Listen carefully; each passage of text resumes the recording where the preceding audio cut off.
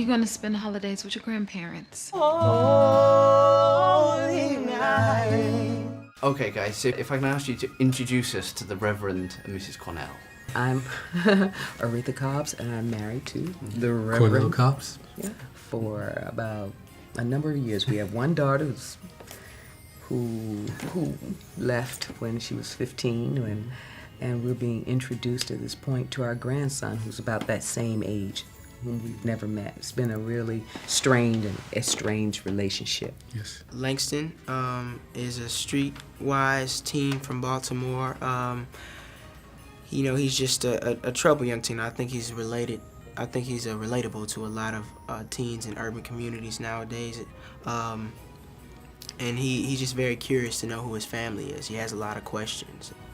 Yeah, and I play NAIMA, which is Langston's mother, and she's a single parent that's struggling, trying to make ends meet, which I'm sure a lot of single parents can relate to, whether they're a single father or a mother.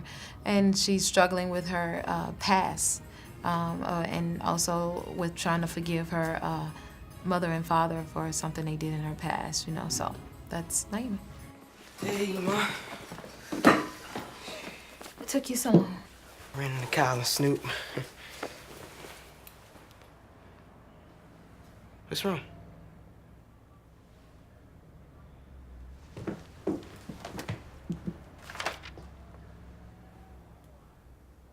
We've been evicted?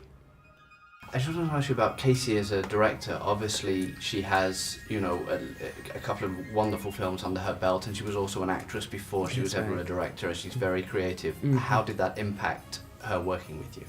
I mean, I've seen her films, though, as a director. I mean, because from Eve's Bayou all the way through Caveman Valentine. Talk to Me, is that Talk to Me with Don Cheadle and Chiwetel and Taraji. And so I had a real respect for her as a filmmaker, and I think that this movie really needs that because it's a musical and it's something that only she has in her head. Yeah, I mean, she obviously had a vision, and it came to fruition, that is for sure, and we just followed her lead, and as the director, she did an amazing job. And once now that I've seen the film, it's like, wow, I could see what was going on inside of her head, you know, and she definitely had her own perspective. And so therefore, when you are trying to portray something that someone has a vision of, you have to follow their lead, and so that's what we tried to do. You made a mistake. I was told to expect my grandson, not some pickpocket, so anxious to transgress that rather than wait for his grandparents as he was instructed, he'd run off and violate the first law that he could. There ain't no pickpocket. I wasn't lifting that guy's wallet, I was giving it back. I wanted to ask you both, what was your connection to the original Black Nativity? How did it impact how you saw your role in the film? I've grown up seeing the Passion Play year to year to year. My mom would take my sister and I to see that, you know, every season, but I'd never seen Black Nativity by Langston Hughes. I was a bit Langston Hughes fan, you know, from, you know, age 15 on.